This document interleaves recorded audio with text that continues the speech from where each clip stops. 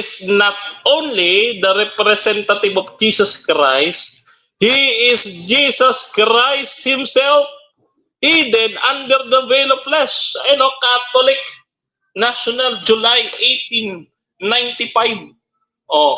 Siya daw ang Panginoong Kristo mismo. Nako, mga kapatid, may nagpapakilalang siya ang Kristo. At hindi nagpakilala si Pedro ng ganito, mga kapatid. Mga mahal nating kapatid, no?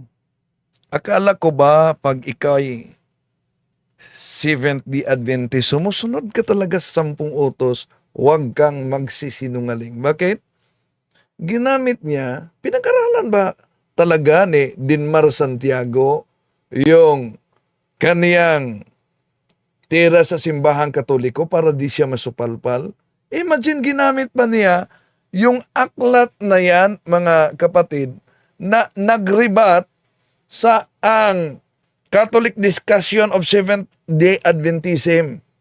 Niribat yan ang pahayag. At yung tinutukoy niya, mga kapatid, sa naturang aklat, napakalinaw yon na sinabi ng aklat na ang quotation na Catholic National ay hindi aklat ng simbahang Katoliko. Sigurado kong nabasa yan ni Dinmar.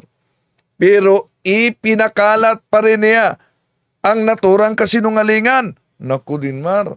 Kaya kung sakaling haharap ka sa debate dahil naghamon siya sa akin, lumabas ka sa Bohol. Punta tayo ng Mindanao. Punta sa Mindanao. Akala niya taga Bohol ako. Nasa Mindanao ako. Kaya, Dinmar, sige, wag puro yaw-yaw, intayin kita. Pwede kang makapasok mamaya sa Zoom para magkasundo tayo sa date ng sinabi mong debate dito sa Mindanao. Tatalakayan natin, mga kapatid. Kumusta? Muli, ito yung lingkod, Brad Wendell Talibong, at maaring suportahan ninyo ang ating channel sa pamamagitan lang ng pag-like sa ating live. At huwag kalimutang pindutin ang like. At kung di ka pa nakapag-subscribe, huwag kalimutang mag-subscribe at pindutin ang bell button para updated kayo, mag-comment at i-share ninyo, mga kapatid. Di na natin patatagalin. Aaminin ko, mga kapatid, na noon pa man, nang nabalitaan na si Mr. Dinmar Santiago ay nag-convert daw sa Catholic. Sa totoo lang, duda na ako. Totoo kaya? Bakit duda ako? Dahil alam naman natin na sa Ministry of Liberation and Exorcism, mayroong tinatawag mag-ingat sa Trojan horses. Alam niyo naman kung ano yung Trojan horse, di po ba? Hindi lang pala ako ang nagduda. Kahit si Bro Noe Dora, na converted pastor, pinagdududahan na niya ang pagyakap ni Dinmar Santiago sa Katoliko at harap-harapan niya itong sinabi, patawa-tawa pa, kunwari si Dinmar. First, hindi ako naniwala na nagiging converted siya kasi sa kaniyang mga paninira simbahang Katoliko noon. Yung lumaganap ang istorya na nag-convert siya, para sabi ko, maniwala ba ako nito? Kasi yung ang taong ito, grabe ka panira sa simbahang Katoliko, ngayon nag-convert daw. Yung narinig ko, in-interview siya ni Father Darwin, parang unti-unti akong naniwala. Yan. Di lang pala ako ang nagduda sa umanong conversion ni Dinmar Santiago. Pati na si Bro Noe. Pero bago dyan, mga kapatid, acknowledge muna natin ang mga pumasok ngayon sa comment section, no? Sa lahat natin mga kapatid na pumasok ngayon, welcome. Si Eduardo Anyovuebo, good afternoon. Brad Wendell Talibong, Edwin Narosa, yan sa Davao. Daming nagsubaybay natin sa Davao. Si kapatid na Edgar Falculan. Good afternoon, Bro Windel. Sa lahat ng mga kapuntos. Si Danilo Bermijo sa General Santos City. No? Si kapatid na Edwin Narsusa. At si kapatid na July Holio sa Calbayog City. Si kapatid na Erlinda Lapay sa Makati. Sonia Gabayan. Good PM po, Bro Wendell. I am proud to be Catholic watching from here in CDO. Go, go, go, CFD to protect the truth. Okay. Punta natin sa pananampalataya at katuwiran. Acknowledge natin si kapatid na Danilo Bermijo Sr. watching from General Santos City. Sa kapatid na Rimar Cañete, shout out daw. Si Neneta Kababuhay Kanjandab Diolola sa Bulacan, San Jose del Norte, Bulacan, Bituon, Jersey Maker.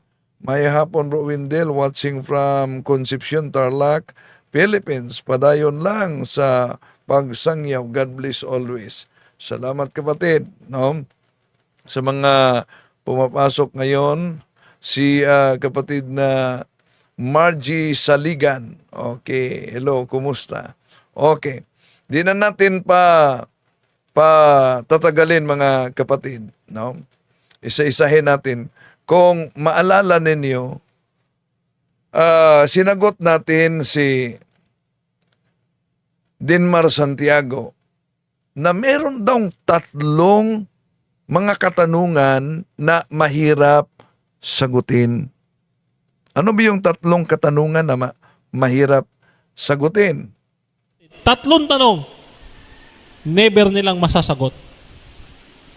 Bakit putol ang apostolic succession? Kailan sumulpot ang Santo Papa? Pangatlo, kailan sumulpot ang Roman Catholic Church? Yun, mahirap daw umano yun sagutin. Sige ha. Siya mismo ang ating pasasagutin mga kapatid. Kung mahirap ba sagutin. Eto. Tatlong tanong, never nilang masasagot. Bakit putol ang apostolic succession? Kailan sumulpot ang Santo Papa? Yan. Una, bakit putol ang succession? Kailan sumulpot ang Santo Papa? Kailan sumulpot ang Santo Papa? So siya mismo ang ating pasagutin. Putol nga ba, Dinmar? At kailan sumulpot ang Santo Papa? Wala bang kaugnayan sa unbroken succession of St. Peter? Pakinggan niyo si Dinmar. Listahan ng mga Santo Papa mula kay San Pedro, walang putol na succession mula kay San Pedro. Yan ho ipinatutunayan dito ng kasaysayan according dito sa So dito pa lang sa pahayag na ito, napansin niyo mga kapatid, butata na yung sinabi niya na putol daw ang succession. Ano daw yung sabi niya? Una na mahirap sagutin. Kailan sumulpot ang Santo Papa? Kailan sumulpot ang Santo Papa? Tatlo daw na tanong. Bakit putol ang apostolic succession? Putol ang apostolic succession. Kailan sumulpot ang Papa? Kailan sumulpot ang Santo Papa? Kailan sumulpot ang Santo Papa? So siya mismo ang sasagot niyan. listahan ng mga Santo Papa mula kay San Pedro, walang putol na succession mula kay San Pedro. Yan ho ipinatutunayan dito. So siya mismo ang nagsagot mga kapatid na walang putol ang succession mula kay San Pedro. Tuloy natin. Ng kasaysayan according dito sa Information Almanac, Ayan, Information Almanac page 296, published year 1968. Ayan. So Catholic Church. Okay.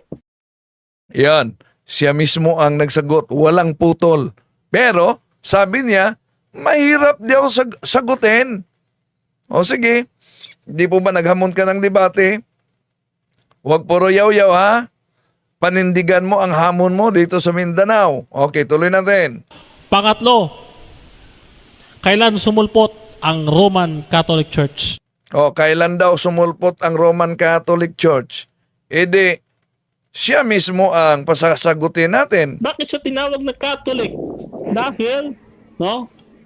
Ayan, tinawag siya na Catholic dahil ang sabi ng ating Panginoon Kristo ay palalaganapin ang Ebanghelyo. That's why we are Catholic. No? Yan. From the word kataholes, Ecclesia, kataholes. Ayan. So sila, putol-putol, chap-chap. Sa atin meron, Ecclesia, kataholes. Noong Katoliko pa siya, mga kapatid, na nauna ng pinagdudahan natin, totoo kaya na nagkatoliko ito? Oh, so, Ecclesia Kataholes. Oh, may mababasa ba silang ganyan? Wala. Oh, yan. Ang ibang mga sikta daw, walang mabasang ganyan. Di ba?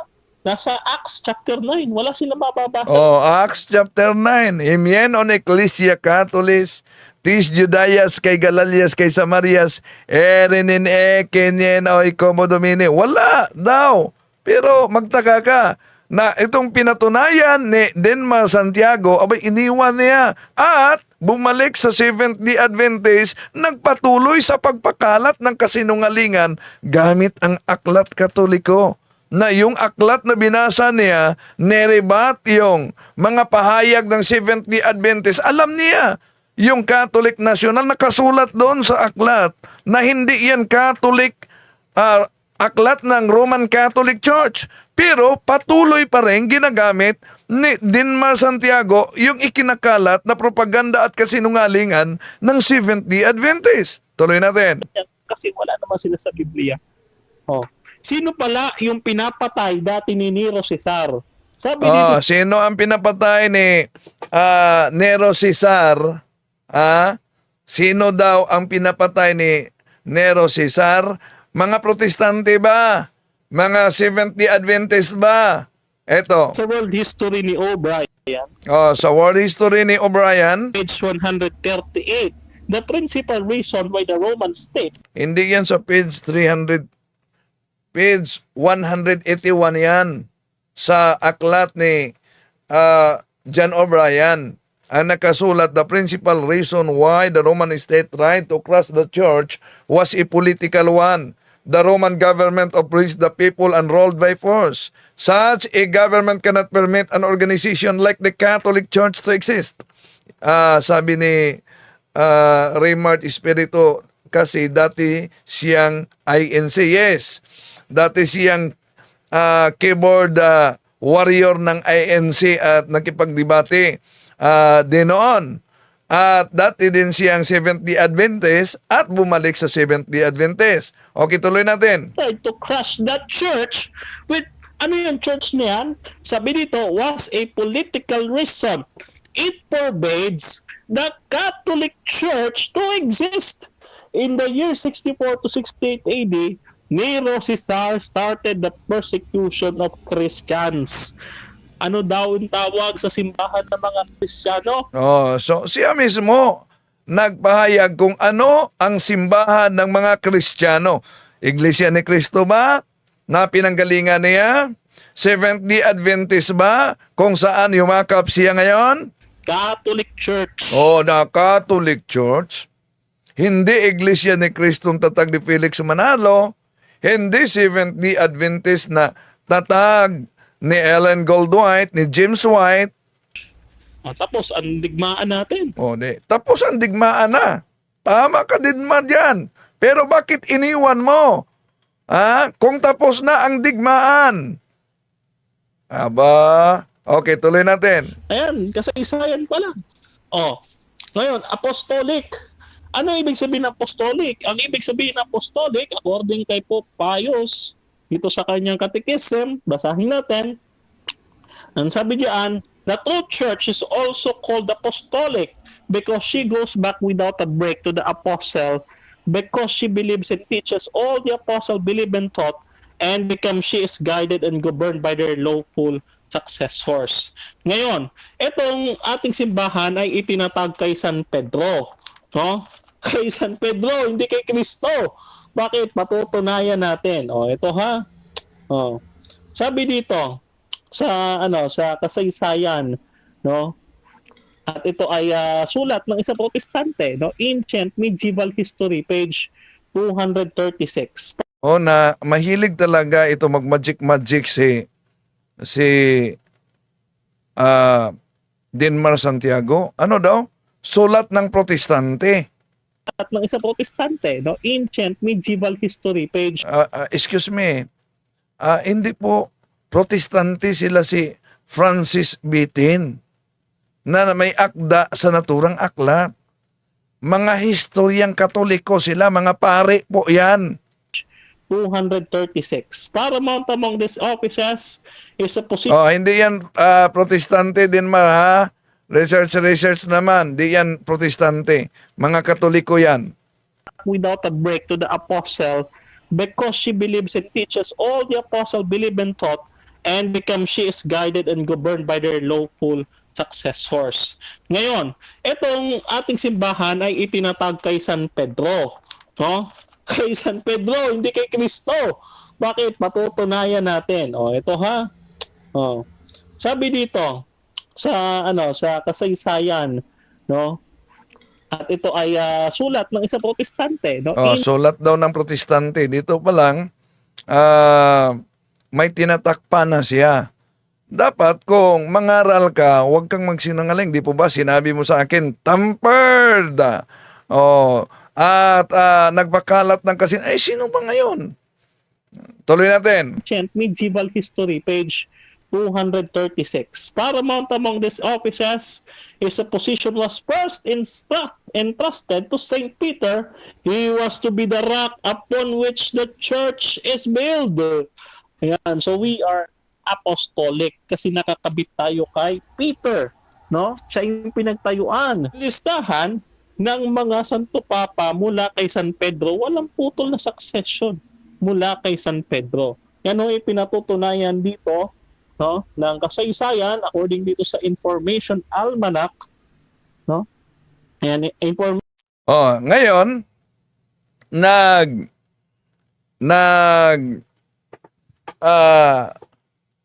pakalat na naman siya na naghamon siya ng debate. Nauna nating tinalakay ito, mga kapatid. Pero hope na makaabot ito kay Dinmar. Ito talaga pinatunayan niya na banat na kulang ng research. Akala niya taga Bohol ako dahil sabi niya sa Mindanao umano gaganapin ang debate, hindi sa Bohol. lumabas ka sa Bohol. Punta tayo ng Mindanao. O kaya punta ka dito sa Luzon. Dito tayo magdebate. So pinipili ko, tinatanggap ko na di tayo sa Visayas. Una mong binanggit ang Mindanao, sige, Mindanao tayo. Hintayin ko yan, Dinmar ha. At dito pa makita ninyo, mga kapatid, na nagpakilala lang na miyembro siya ng Air Supply. Bakit Air Supply? Ang hangin, ang lakas, parang bagyo. Gusto niya umano na pagtulong-tulungan siya namin ni Father Darwin at Bro Jando. Tatlo kami. Ang kondisyon ko sa'yo, lalaban ako sa kondisyon, aalis ka at hindi ka magtatago, no? Sa kamiseta. So nanawagan siya na aalis ako sa Bohol. Hindi naman ako taga Bohol. Dinmar, nasa Mindanao ako. Kaya yung sabi mo na sa Mindanao gaganapin ang debate, game na game ako niyan. Iwan ko kung di ba magbago ang isip mo. Baka yung lakas ng hangin mo ngayon ay biglang malusaw. Tuloy natin. Darwin Gitgano sa Bohol. Kahit kayong dalawa pa, isama mo pa si Jando, kayong tatlo na. Jose, ang lakas na. Ano to? Signal number 1? Ang hangin talaga. Sige. Ito. Ito ha. Doctrine. Bro. First. Bro, paubayan mo sa akin si Jando. Sige, sige. Punta kayo sa Mindanao. Punta kayo sa Mindanao. Parang isa-isa lang. Sa akin na si Jando. Wendell, makinig ka. Hindi ako duwag sa'yo. 1 hour. Sabi ni Wendell, makinig ka. Hindi ako duwag sa'yo. Hindi ko naman sinabi talaga na duwag ka. Galing lang yan sa sarili mong bibig na sinabi mong hindi ka duwag. Pero patunayan mo muna na di ka naduduwag talaga. Cross-examination. Doctrine versus doctrine. Ay, maganda yan. Maganda yan. Tatanggapin ko talaga yan. Doctrine versus doctrine. Isang oras na cross-examination. Oo.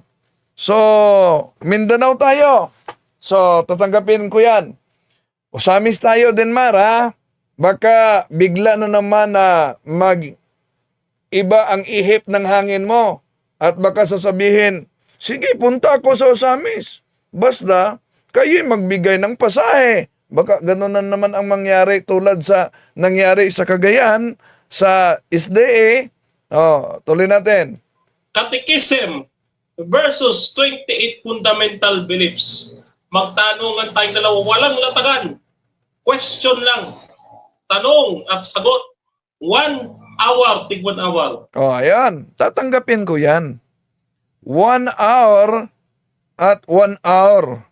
Yun ang sabi niya, mga kapatid. Una, kung sa tanong lang sa mga kasama mo na Seventh-day Adventist ay di mo na nasagot. Bakit di nasagot? Dahil sinagot ko siya sa 3 mga katanungan na mahirap daw sasagutin ng mga CFD. Nauna namang saksihan yun na siya mismo ang pinasagot natin. No? Kung kailan sumulpot ang Papa, unbroken succession o papacy, at kailan sumulpot ang Roman Catholic Church. At dahil yung history, ginawa niyang history, ibig sabihin sa Cebuano pa, estoryahe, tinanong siya ng mga kasama niya, no? Na sasagutin ako, punto por punto, para mapatunayan na di siya nakabatay sa history. Nakabatay talaga siya sa history. Pero niligaw niya, nilayo niya ang isyu. Gumawa siya ng kaniyang sariling isyu na naman. Ito, ngayon, isa-isahin mo at sagutin mo yung mga akusasyon at paratang sa iyo ni Brother Wendell Talibong na ikaw daw ay may mga sinabi na wala sa history. Ang kanyang title sa iyo ay His Story. So now, maglabas ka ngayon ng mga ebidensya doon sa mga 3 punto mo na ito ay batay sa history at hindi lamang istoryahe. yan ang sabi mga kasama mo yan, pero maglabas ka ng history na hindi batay sa istoryahe. Pero akala ko sasagutin niya yung aking mga pahayag punto por punto. Iba ang nangyari, mga kapatid. Ang nangyari ay gumawa siya ng sariling issue niya. Okay, tuloy natin. Na ginawa mo, Brother Denmark. Umpisahan natin. Yan. Umpisahan natin. So, ano yung unang sagot niya? Gumawa siya ng issue niya. Okay, so number 1 ito. Sabi niya, no, meron daw papasi. Ito Wendell, magkatapatan tayo. Ikaw mismo nagsabi na ang Papa ay nagmula sa College of Bishops. Pero ito, College of Bishops na ito na sinasabi mo, no, hindi ito yung forma ng government, no? Hindi ito yung forma ng government na gusto ninyo o yung meron. Hindi daw umano, yun ang forma ng government na gusto ng simbahang Katoliko. Ano, gusto yan ng Seventh-day Adventist? Denmar? Gusto ba yan ng Seventh-day Adventist? Okay. Gumagamit siya ng aklat katoliko, mga kapatid. Sinagot na at yung mga kotisyon lamang ang ginagamit niya. Iniiwasan niya yung paliwanag at sagot. Kayo. Bakit? Ito sa isang aklat, referensya. Ito aklat nyo po, Catholic Discussion of Seventh-day Yun, Adventism. Catholic Ito Discussion sasagot sa inyo. of Seventh Adventism, mga kapatid, no? Yung Catholic Discussion of Seventh-day Adventism na sabi niya ay aklat ninyo mga Katoliko. Tama naman. Pinuto lang yan, pinagchap-chap. Kaya mag-ingat kayo sa mga ganitong ore ng Seventh-day Adventist. Ganon talaga sila, no? Bakit? Libro ninyo. Libro ninyo. Ayan, pinakita niya, ha? Ito ang Santo Papa ninyo. Babasahin natin, ha? Basahin natin. Ito ang Santo Papa ninyo. Basahin natin. Sabi dito, ito, ha? Basahin natin. Encyclical letter. Encyclical letter of Pope Leo XIII. On June 20, 1894. Sabi diyan, we hold upon this earth the place of God Almighty. Mga kapatid, galing mismo from the mouth of the horse. From the mouth of the horse. Akala ko, from the mouth of the pig. Di ba? Bawal sa kanila ang baboy. So, akala ko from the mouth of the pig. So, eto. Isa-isahin daw umano, mga kapatid. Tuloy natin, ha? Ayun ang... Ngayon, isa-isahin mo at sagutin mo yung mga akusasyon at paratang sa iyo ni Brother Wendell Talibong na ikaw So, hindi niya sinagot ang pahayag ko. Bagkus, gumawa siya ng ibang isyo at ginamit niya ang aklat katoliko daw sa naturang isyo, mga kapatid, na inaamin ng Papa, encyclical letter ng Papa na nilabas sa Hunyo 20, 1894 na ayon sa encyclical letter na ito, yun ang layunin kasi ng naturang encyclical letter para ilabas yun, yung tinatawag na reunion of Eastern and Western churches. Nasa aklat yan na ginamit niya. Nabasa niya yan. Ibig sabihin, unity of faith. Nasa aklat yan. No? So, ang encyclical letter na mabasa diyan, mga kapatid, alam nyo, ito talaga ang nakasulat.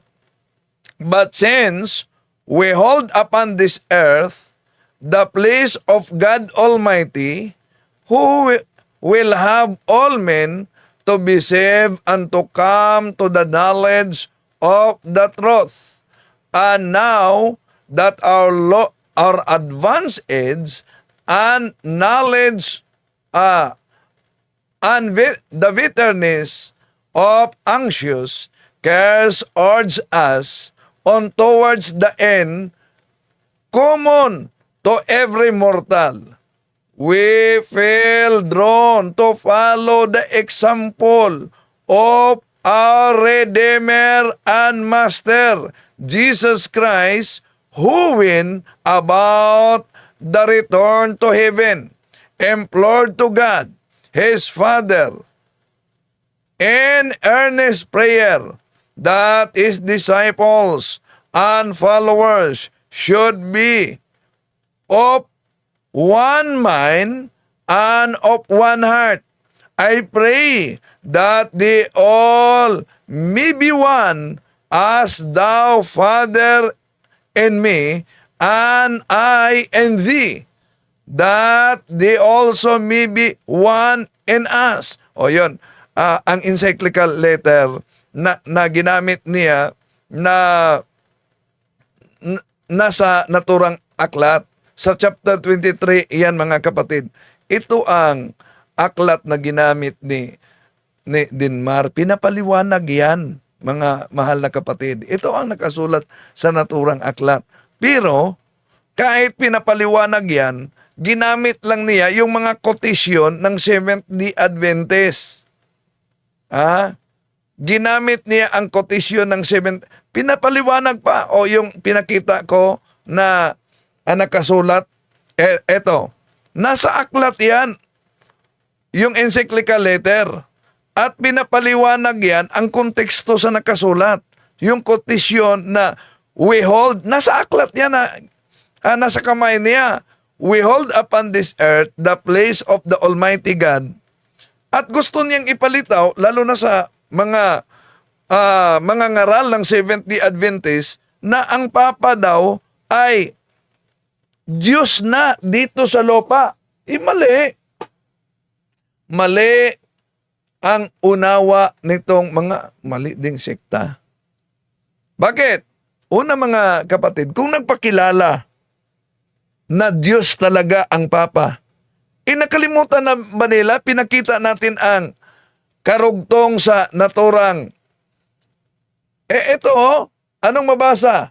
Di po ba sabi diyan, example of our Redeemer and Master Jesus Christ. Nasa naturang encyclical letter na ang ating Panginoong Hesus, our Redeemer and Master. So di maaari na yung nagpakilalang Diyos, batay sa mali nilang unawa, mayroong kinikilalang Master and Redeemer. Kinikilala na niyang sarili niyan Diyos, pagkatapos tinatawag pa ang Panginoong Hesukristo na our Master and Redeemer. Nasa aklat yan na hinahawakan ni Dinmar Santiago. Pero ginagamit niya patuloy sa propaganda against sa simbahang Katoliko. So, hindi naman mali yung quotation na yan. Mali lang ang unawa nila. Bakit? Sa Catholic point of view, mga kapatid, ang quotation na we hold upon this earth the place of Almighty God, nandyan sa aklat mismo ang paliwanag. Sinabi dyan na tama ang nakasulat. Bakit? Tama ang nakasulat para sa mga Katoliko dahil ang Papa ay Vicar of Jesus Christ, tagapangasiwa sa iglesia dito sa lupa, representative. Di po ba sabi ng ating Panginoong Hesus, I am, sa John chapter 10 verse 16. So, siya ang tagapangasiwa sa mga tupa. Pero ang pangangasiwa nito ay ibinigay niya ni San Pedro. Simon, do you love me? Yes, Lord. I know that you love me. Then feed my sheep. Jeremiah chapter 3 verse 15, I will give you a pastor with all my heart, and they will feed you with knowledge and doctrine. Kaya, tamang-tama mga kapatid, dahil ano ba ang representative? Magrepresenta siya sa tao na nirepresentahan niya. Kaya napakalayo mga kapatid, yung interpretasyon nila na ang Papa, si Pope Leo, ay nagpakilala na Diyos. Nasa aklat na hinawakan niya. Pope Leo, anong mabasa natin sa aklat? Pope Leo is just reaffirming his position as Christ's representative on earth. Nasa aklat yan. Pero, tuwang-tuwa pa sila na minadjik nila. Kaya, mga kapatid, no? Nilayo niya ang usapan, dahil mahirap talaga sagutin yon. Kung ang kasama niya na Seventh-day Adventist ang nagtanong, nahirapan pa siya, tapos sasabihin pa niya, magdebate dito sa Mindanao at dapat pagtulong-tulungan daw siya namin ni Father Darwin. Huwag ka namang ambisyon ng ganyan. Patunayan mo na lang na haharap ka talaga sa isang maginoong talakayan. pagbigyan kita dito sa Mindanao. Oh. Lumabas ka sa Bohol. Lumabas ka sa Bohol. Punta tayo ng Mindanao. Oh. O kaya punta ka dito sa Luzon. Dito tayo magdebate. Ha? Ang kondisyon ko sa'yo, lalaban ako sa kondisyon, aalis ka at hindi ka magtatago. No? Hindi naman ako pwedeng aalis doon sa Bohol dahil hindi ako taga Bohol. Kung nakinig ka lang sana nang tinanggap ko yung hamon ninyo na makipagdebate, anong sabi ko? O sige, dahil ikaw Dinmar ay nasa Luzon, ako ay nasa Mindanao, kung gusto mong debate, sige, doon tayo sa Visayas. Di siguro niya na pakinggang mabuti yung sabi ko, yung sinabi ko. Baka sa isip niya, nasa Bohol ako at wag daw umano ako magtago kay Father Darwin. Lalaban ako sa kondisyon, aalis ka at hindi ka magtatago, no? Sa kamiseta ni Darwin Gitgano sa Bohol. Ha? Kahit kayong dalawa pa, isama mo pa si John Doe, kayong tatlo na. Sige. Oh, sige. So, patunayan mo, Denmar, ha, na hindi lang puro yaw-yaw, hintayin kita. Mamaya, may live kami. Sana kung napanood mo ito, papasok ka sa Zoom para magkasundo tayo sa date, sa venue, sa hamon mo. Okay? Game na? Hintayin kita. Maraming salamat mga kapatid sa inyong pagsubaybay. Hanggang sa muli.